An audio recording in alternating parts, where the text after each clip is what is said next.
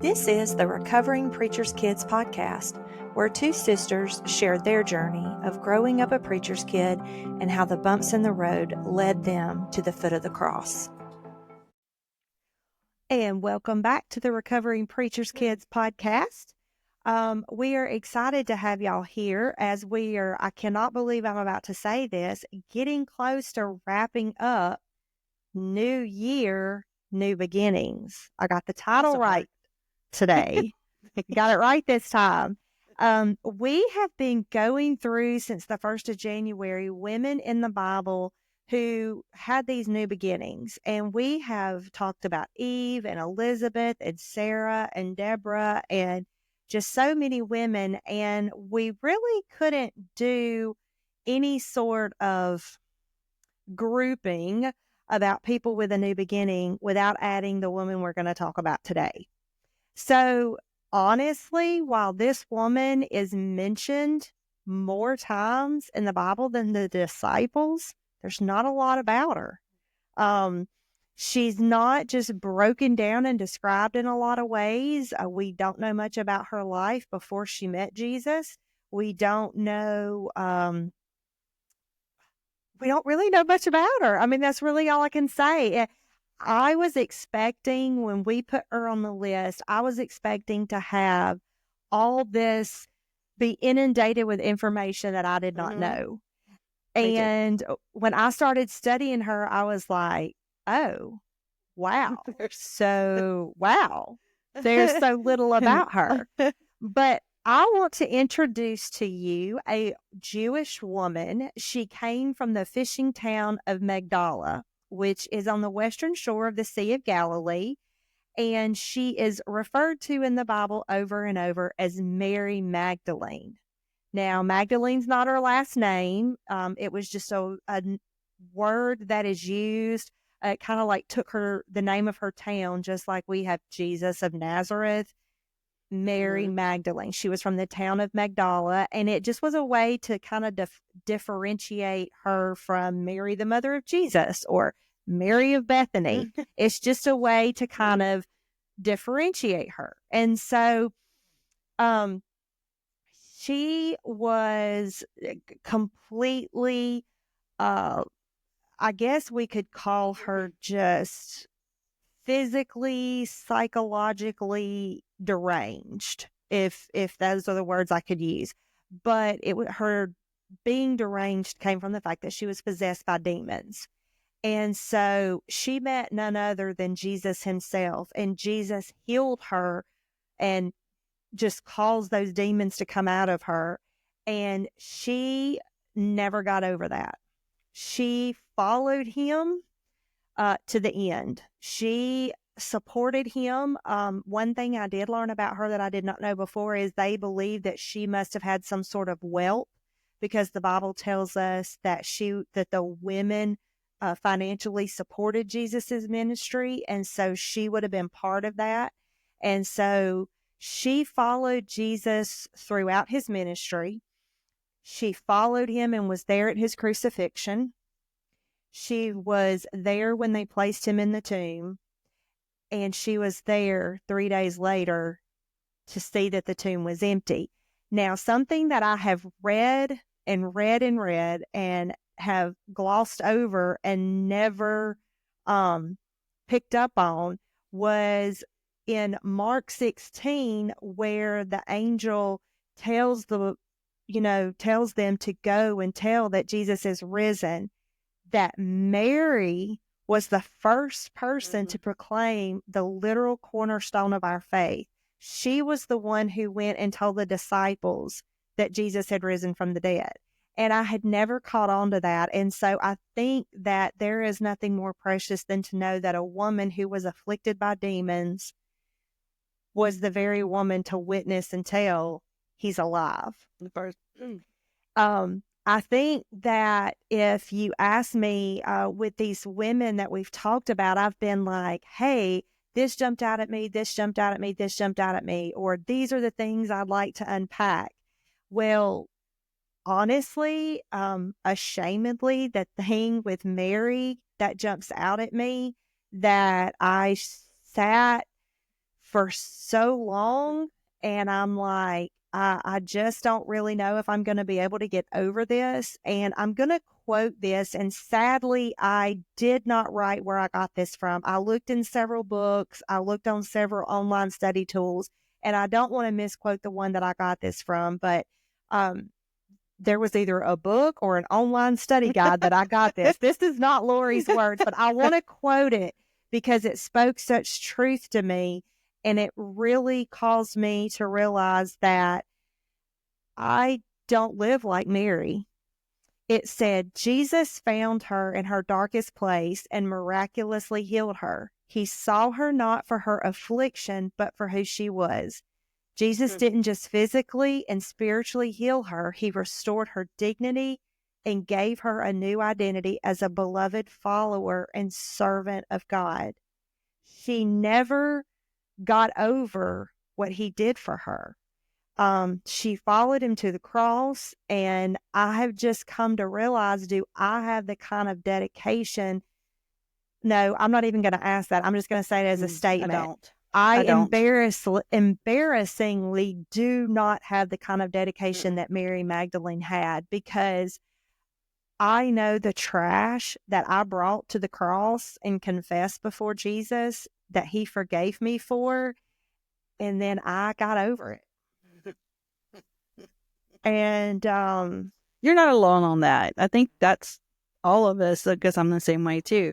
I think that's just all of us, because you know, I don't know, please don't take offense to what I'm fixing to say, but growing up, I think I don't want to say simplified, but we simplified salvation as far as saying it's ABC, you say this prayer, close your eyes, raise your hand if you want to be saved, that not that those are bad tools, please. That's why I just said I don't want to offend anybody.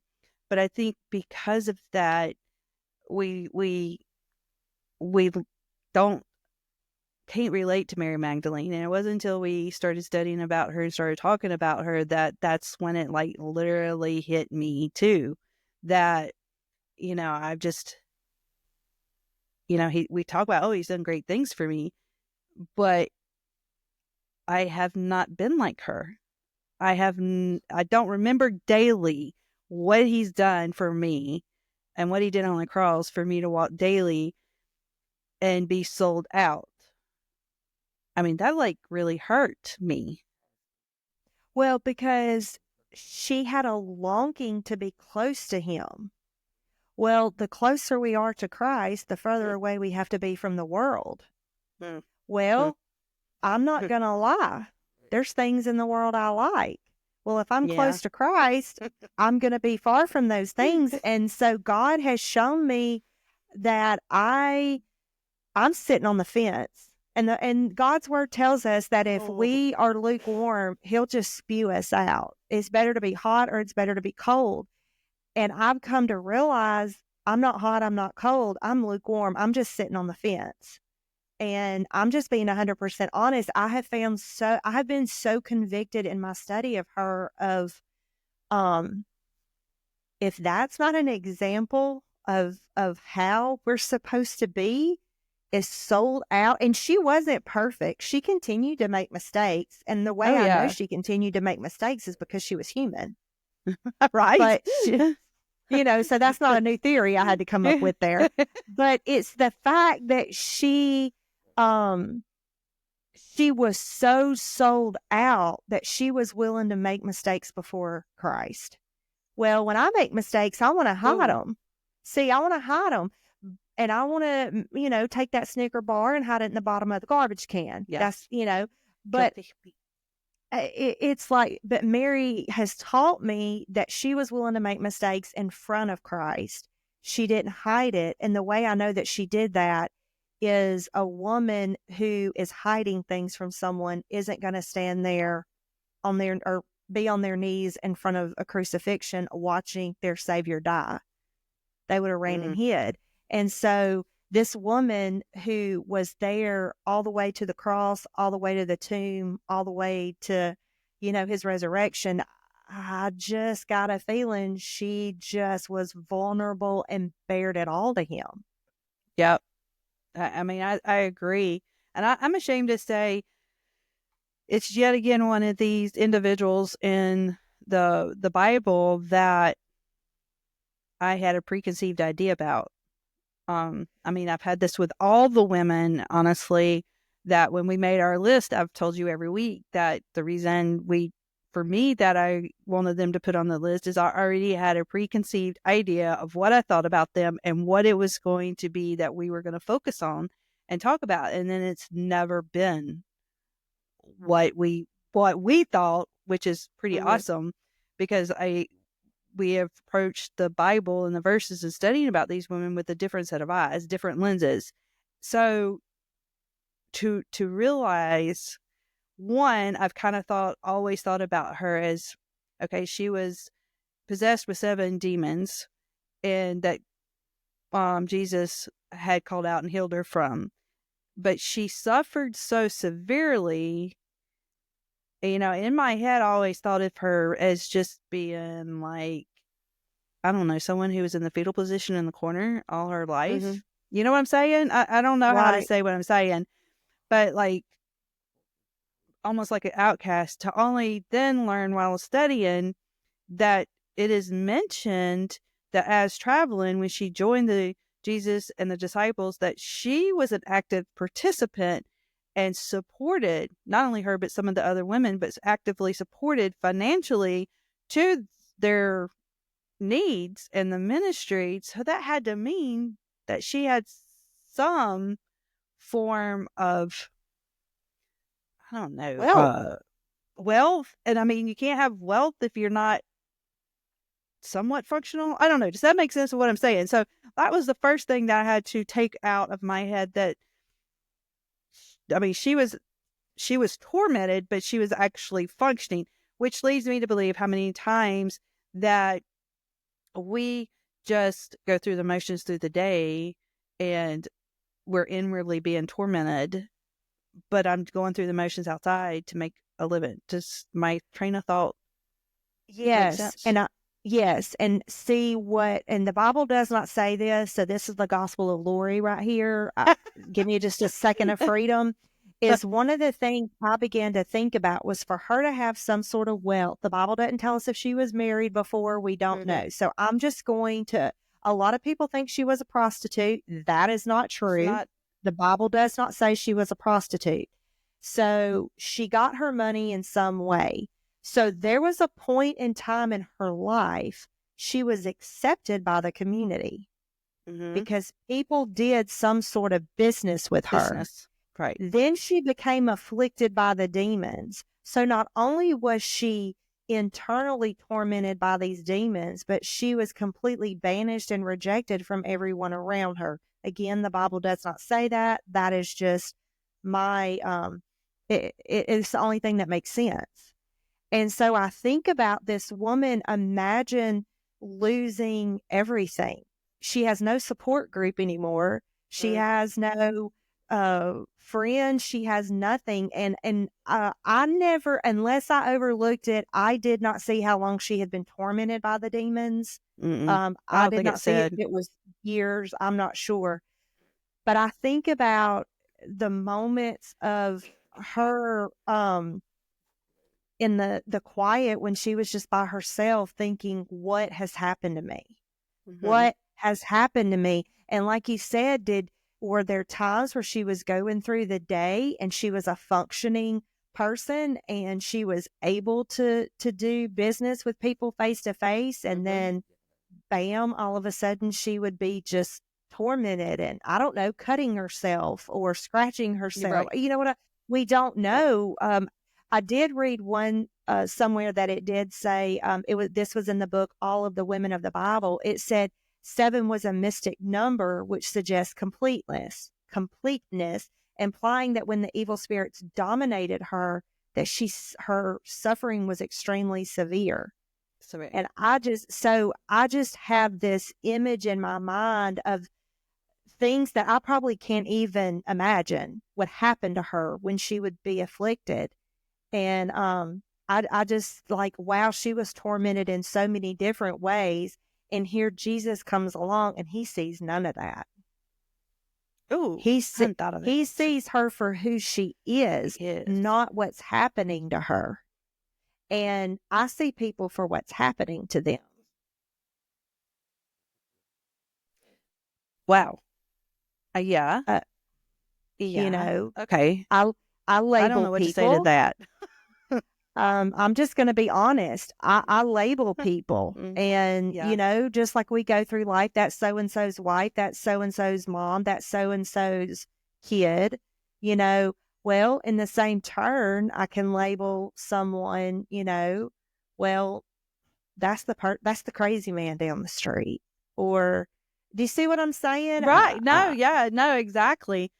Because, yeah, we all do, you know? I And mean, he and I didn't guess just, label her.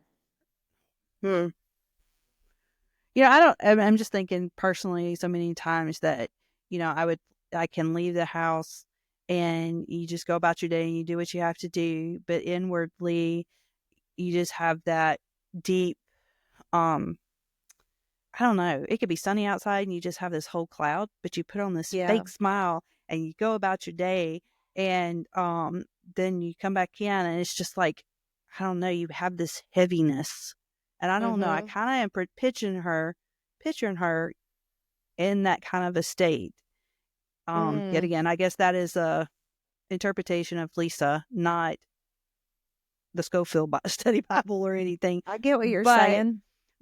I mean, to know that she was afflicted with 7 demons, 7 evil spirits that caused such torment. I don't know. I think there's been days that I can honestly say I felt like there was such a heavy weight on my shoulders and a dark cloud that I never thought I could figure out how to get through the day. Um, but no one ever noticed that because I had a totally different, I don't know, look on my face or fakeness. Um, so to know that kind of thing that Jesus just said, hey, come out of her, come follow me. And I don't know where I kind of really want to go with this, but I don't know. It just was kind of like Well, can to I? know that she went that loyal is just kind of like, I don't know, just a little convicting to me.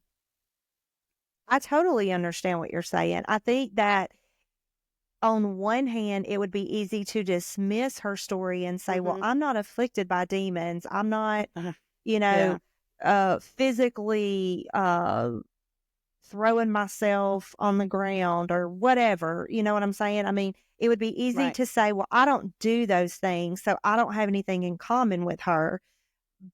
But as believers and non-believers alike, we can be afflicted by so many things that we carry that nobody sees. And I Right. think that's Right. what you're saying is that, Right. Yeah. um, you know, whereas I'm saying we label people, well, I mean, it's the same thing. If we walk around, if I had like the little bubbles above my head and you could see the million things going on in my head, but it's like, but yet nobody knows those things because I just put a smile on my face. I don't say anything Mm. about it. And I think to myself, even though Jesus looked upon her, he knew all that. He knew all the bubbles above her Yeah. head. Yeah. Even if Yeah. she, even if she would have in front of him, it seemed like she had it all together. Jesus still knew she was afflicted by the demons. Demon. Even if Right. she Right. weren't quote unquote acting out. Can I say it that way? I don't know another way Yeah. to say it. Even if she weren't thrashing or foaming at the mouth or whatever, if she would have been standing there like every woman there, he still knew she was afflicted by the demons She couldn't hide what was going on in her life from at that him moment from him. ever, Not ever. right. Which, why do I think I can hide what is going on with me from him? Ooh, Yeah. Why do I think that? Why do I think I can hide? I can hide things from other people and everything. So why do I think I can? But why I try to do that with him?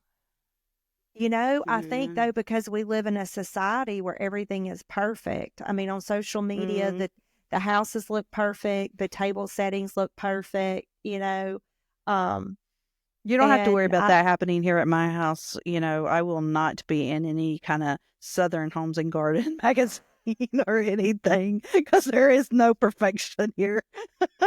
Only in the here house. either, here either, here either. But it's like you're inundated with it.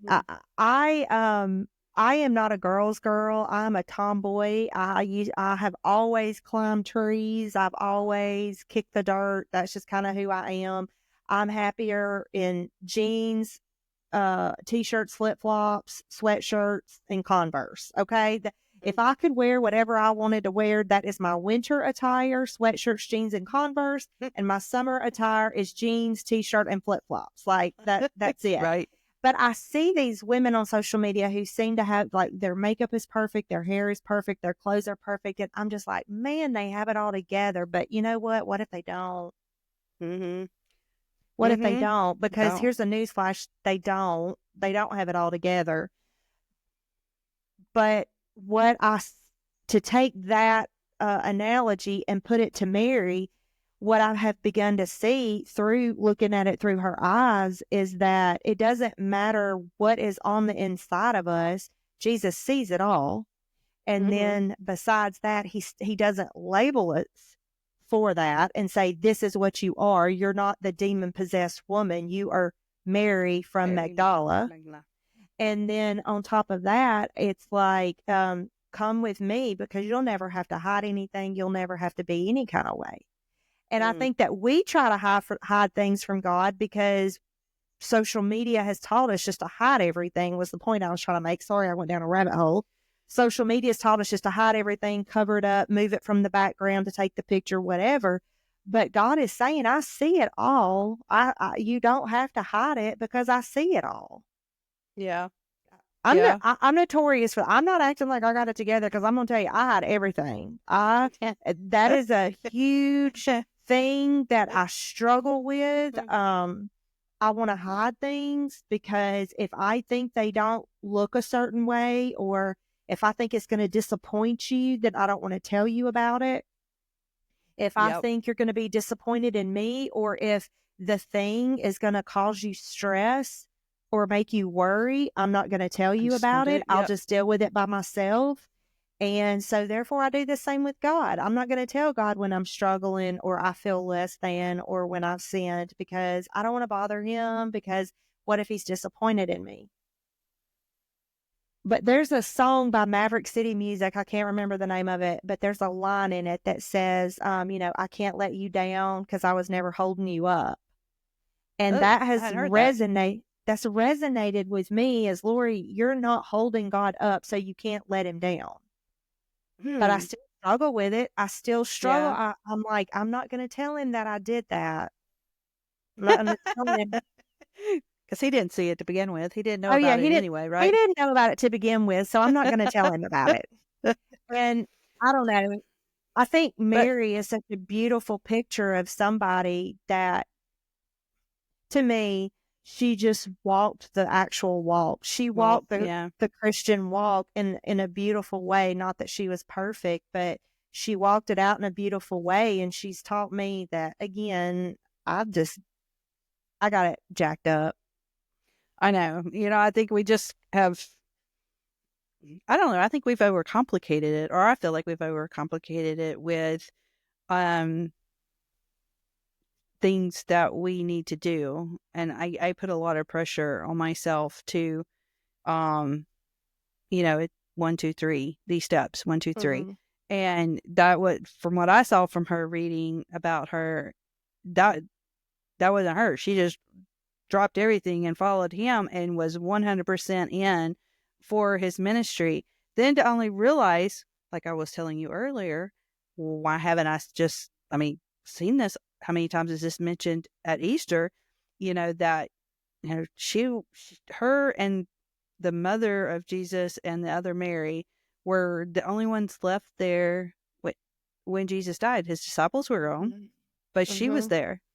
And then they followed after they took him off the cross. They followed to see where Joseph was going to put him in the tomb. So they knew where they were. He knew they put this big stone in front of it. because then the next morning when they got up to go put the spices on, well, they were discussing, well, how we're going to move the stone, to only Mm-hmm. get there to realize and look that it was moved. But which leads me to question, well, where were the soldiers if the stone was moved? But side note, but they look in and he's gone, which then, upsets them. But to realize that it was her that stood back, Kelly Mentor made the statement that, she was the one. She sat with her tears long enough to look into the tomb and see something that the men did not see, which was the angels who said, "Who are you looking for?" And I feel like sometimes that we shortchange ourselves as women, not putting anything against you guys that are listening, but we shortchange us that, we do need just to sit still. But she's the one that saw the angels. And then she was the one that Jesus revealed himself to first. And she thought he was a gardener. And for me, it was realizing what kind of a relationship she had with Jesus, that at first she didn't recognize her voice because she was just in such turmoil over that he was gone from the tomb. His body was gone, but did not recognize him until he spoke her name. And that just kind of like hit me this week, that's when she realized who was standing in front of her, because he spoke her name. So there was such that intimate relationship. So that was a convicting part of that. I don't think, and quite honestly, I don't know if I would recognize his voice if he spoke my name. Ooh. I mean, how Ooh. sad is that?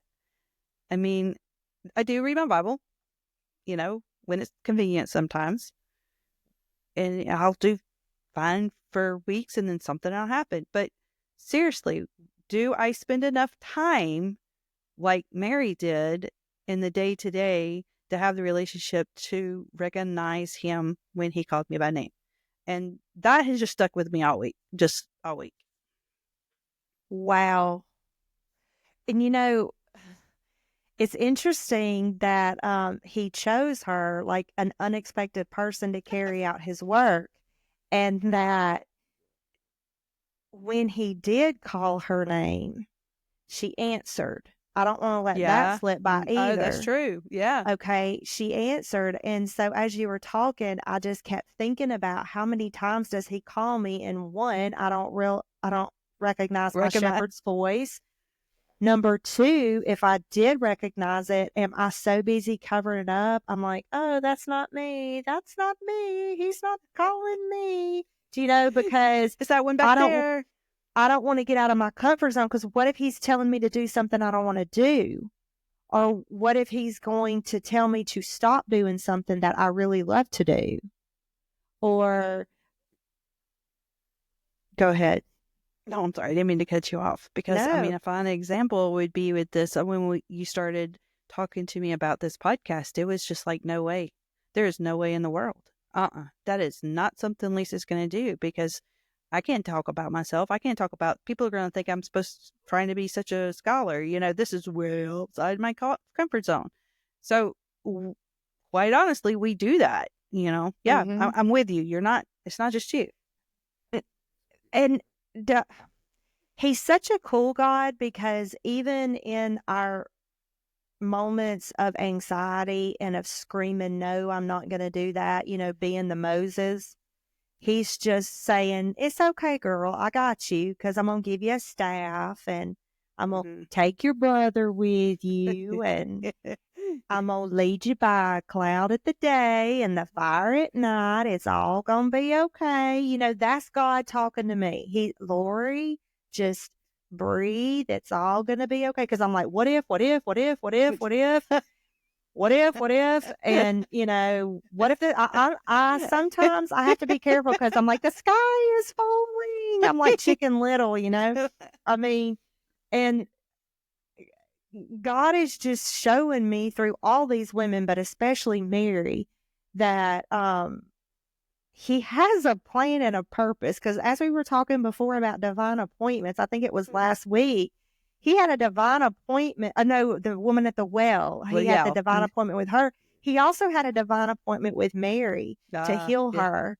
She wasn't just haphazardly there. It wasn't by circumstance. And so it makes me realize that every moment of every day is predestined by him. And if I'm not careful, I'm going to miss out on what he has for me. And what if Mary would have missed out on Jesus? Wow. Huh. We wouldn't be sitting here talking about her, would we? We wouldn't. We wouldn't be convicted by her and wouldn't be. I believe that God gives us all of these historical memories in the Bible of all of these people to relate to us. And he's saying, hey, these people didn't get it right, but I still use them. He used demon possessed people and he healed them, and they were the first ones. They were the beginning of the church. And so Right. I guess at the end of the day, if we take anything away from her, it's that you matter. You're important. He loves you. You've not gone too far. Nothing in your life, nothing in your past is unredeemable. And I also want to point out that Mary didn't go to him. He came to her. And I think there's times that we feel like we can't put one foot in front of the other. And I just want to encourage you and remind you that it's okay, because he's coming. He's coming. Even when you can't utter the words, he's coming. And he don't leave us like he found us.